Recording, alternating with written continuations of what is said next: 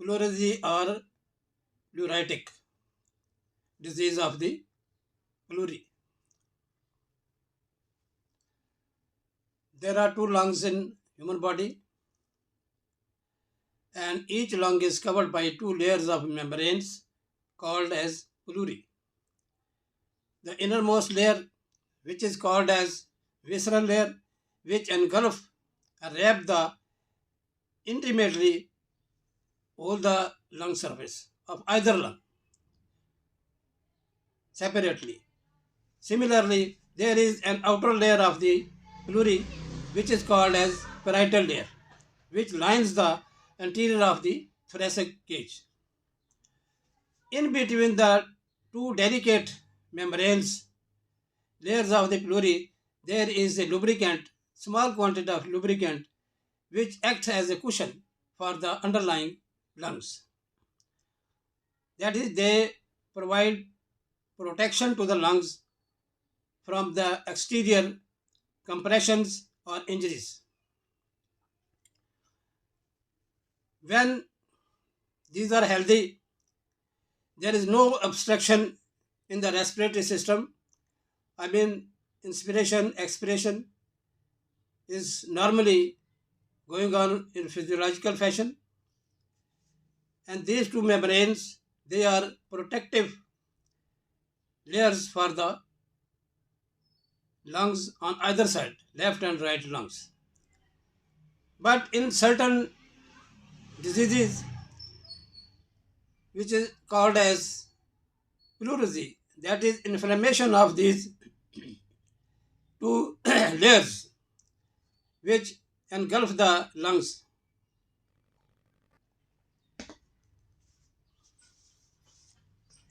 undergo inflammatory changes due to the various reasons which I am going to mention.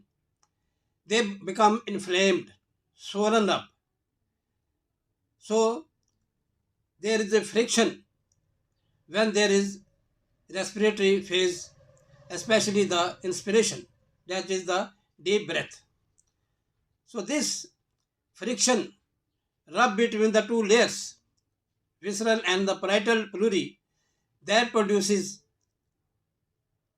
a severe pain which is called as stabbing and tearing pain to the patient. Now, inflammatory process is due to certain reason. The etiology of the pleurisy is infective. I mean the various infection of the various pathogens like viruses, especially influenza, parainfluenza, rhinovirus, adenovirus. These viruses, they produces inflammatory process in these layers or pleury. Next is the bacterial and fungal ones. They also produces, but mostly the cases belong to the viral pleurisy. The most common pathogens in bacteria is streptococci, especially from the sore throat infection, and staphylococcus infection from the septicemia, that is blood-borne infection. In addition to the infected pleuritis or pleurisy, there are other diseases of the lungs itself, that is pneumonia, TB, cancer, atelectasis, asthma, and other chronic diseases like the occupational diseases, and also the external injuries to the chest wall. They also damage the anatomy of the pleury. In addition to these, autoimmune diseases like lupus and rheumatoid arthritis, and also in sickle cell anemia, and also pulmonary embolism, which is produced due to the heart diseases. There is embolism in the pulmonary circulation. There is obstruction one, which also causes inflammation of the pleura. So these are the main factors which produces inflammation of the pleura layers, that produces pleurisy. And when pleurisy is produced, the function of the lungs on either side, whether it is a bilateral or it is unilateral one, the function of the lungs, that is inspiration and expiration, is disturbed and is become very painful one. So it is the main hallmark or the key point of the symptom is in the patient is the severe pain that is observed by the patient in this process or disease of the pleurisy. Sign and symptoms in pleurisy. Pleurisy or pleuritis, that is inflammation of the pleuri, the two layers, membranous layers which cover the either lungs in the human body. And it is a inflammation of these two layers. The symptoms produced by this pathology is the crucial stabbing and tearing pain in the affected person. There is fever with chills, nausea, vomiting, breathlessness, shortness of breath, tachycardia, dry cough. Sometimes it may be associated with hemoptysis. So these are the main complaints by the patients. And there is also anorexia, cachexia, and the weight loss. When the pathology or treatment is prolonged one. For diagnosis,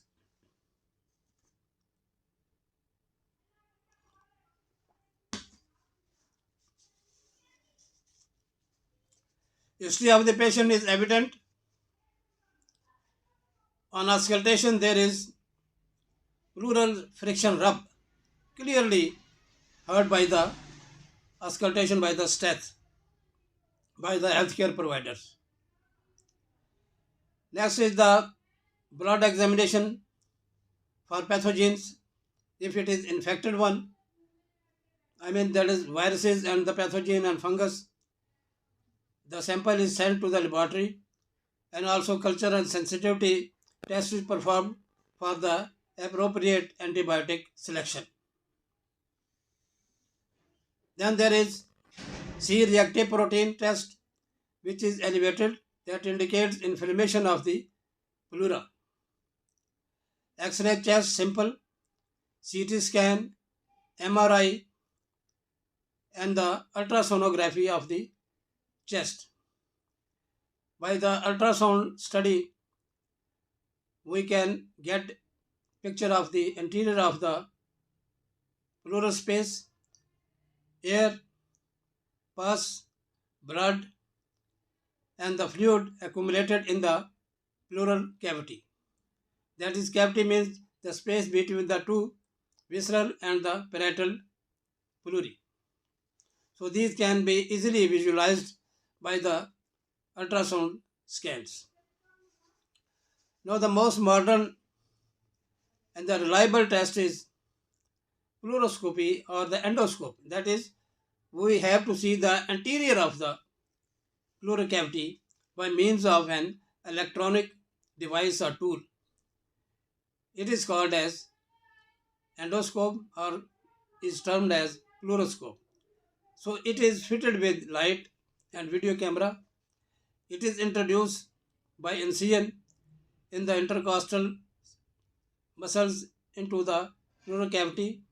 By this process, we can estimate the amount of quantity of the fluid accumulated in the pleural cavity, whether it is blood, whether it is pus, whether it is air, that can easily be visualized and examined by this direct approach of the this endoscope tool.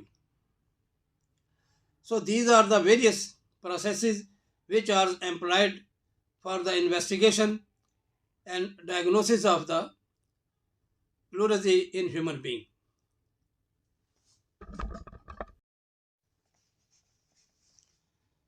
pleurisy, the inflammation of the pleura of the lungs. Complications. Normally, the pleurisy disease appears after the age of 60 years when the immune system is weakened at this age and is more common in the persons who are chain smokers.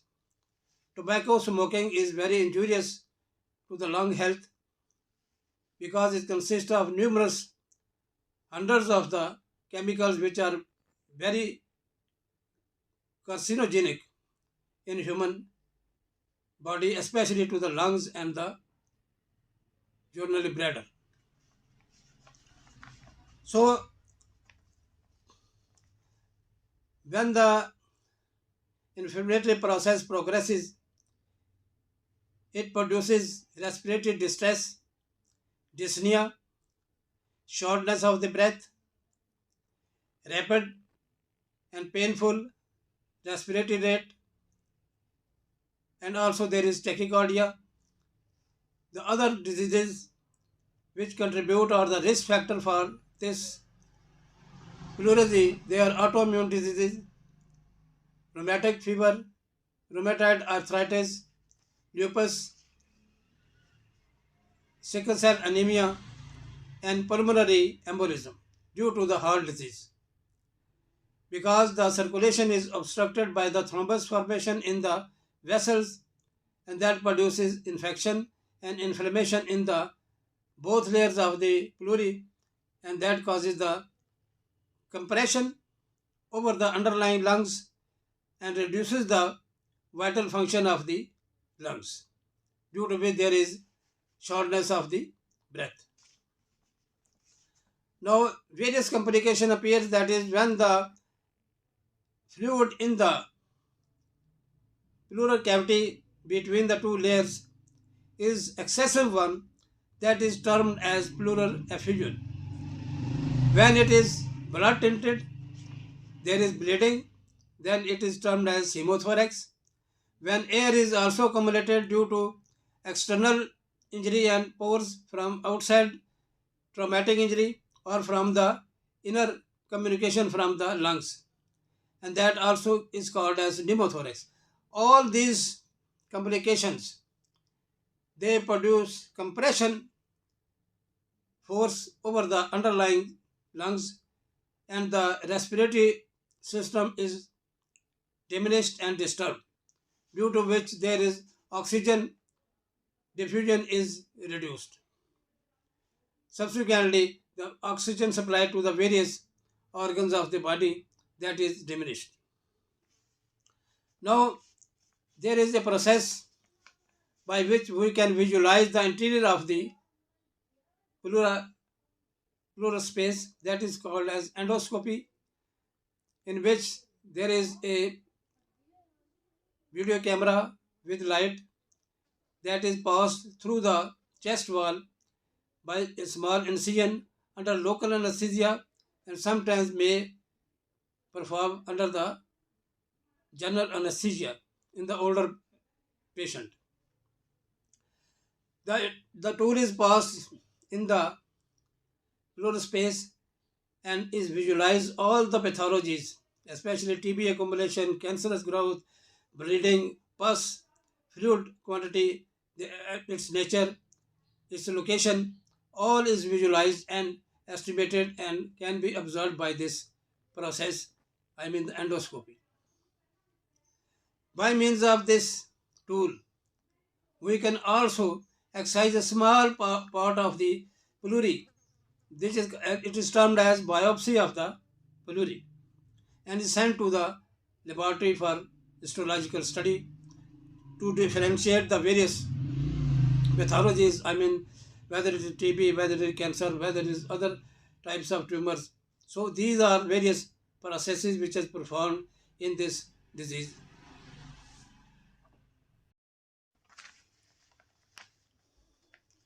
Management of pleurisy. It is due to the inflammation of the pleurisy in the human body. That is, there is two lungs. Each one is covered by the two layers of the membranes called as pleural membranes. When it is inflamed, it is termed as pleurisy or pleuritis. For management, we have first to discover the etiology of the pathology. If it is infected or infective, then antiviral treatment is only the symptomatic to relieve the distress of the patient. Almost no medicine is required, only the symptomatic treatment is done, and it is cured on its own after 1 or 2 weeks, provided the patient takes sufficient rest and nutritious diet, and also the symptomatic treatment for the cough and the pain. In bacterial, there is bacterial infection due to the streptococci and staphylococci. So for that, we have to do culture and sensitivity. Blood sample is sent to the laboratory to detect and prescribe the suitable antibiotics. Because bacterial pleurisy is only treated by the antibiotic medicines. Mostly there is penicillin type, amoxicillin, ampicillin, etc., and the azithromycin 500 milligram tablets BD dose for 2 weeks, and also injection or the shots are given, injection ceftriaxone 1 gram BD for 1 week to eradicate the infection or the pathogens causing the pleurisy. Now the symptomatic treatment is the patient should lie on the affected side, he will feel better. He should have plenty of fluid, and the diet should be very nutritious, rich in protein. Analgesic treatment is by acetaminophen, ibuprofen, and indomethacin. These are the very effective medicine to alleviate the pain of the patient, because the main hallmark is severe stabbing and tearing pain in pleurisy, whether it is dry or whether it is wet. Next, we go to the cough suppressant, because there is dry, non-productive cough in pleurisy. For that, codeine cough syrup or Piriton elixirs, they are usually prescribed by the healthcare providers. So these, in addition to this, these medical treatment, hot pad fermentation, they also bring some relief to the patient one. Next is the surgical treatment. Surgical treatment is because there is accumulation of fluid, whether it is hemorrhagic, whether it is due to pus formation, or there is air accumulation due to the injuries and hole formation from the lungs or from outside injury. So that causes compression of the underlying lungs. So the capacity of the lungs to ventilate is reduced, because there is extreme crucial pain on inspiration, and also the vital capacity is reduced due to the compression of the compression and the collapse of the lungs, because underlying lungs, due to the pressure of the fluid in the pleura, they undergo compression. Due to compression, they undergo collapse, whether it is partial, whether it is semi complete. But these are the is very dangerous one, because ventilation process is suffered and oxygen supply is reduced. For immediate relief, we have to drain out the material, fluid whatsoever from the pleura outside the body. For that, we perform a minor surgery process which is called thoracentesis, that under general anesthesia and may be performed under local anesthesia. I mean, the draining tube is passed through a pore or incision made in the chest wall approaching into the pleural cavity. So the drainage tube is inserted in the cavity of the pleural cavity, and other end is, it is connected with the sucker machine. So all the material is sucked out by this process. When it is hemorrhagic one, pussy one, thick one, then we also inject various fibrinolytic chemicals to break down the clot, to make it easy that all the material along with every sort of pathology must be drained out by this process. This is a process which bring immediate relief to the patient and also expand the lungs to their full capacity for proper ventilation of the body and oxygen exchange.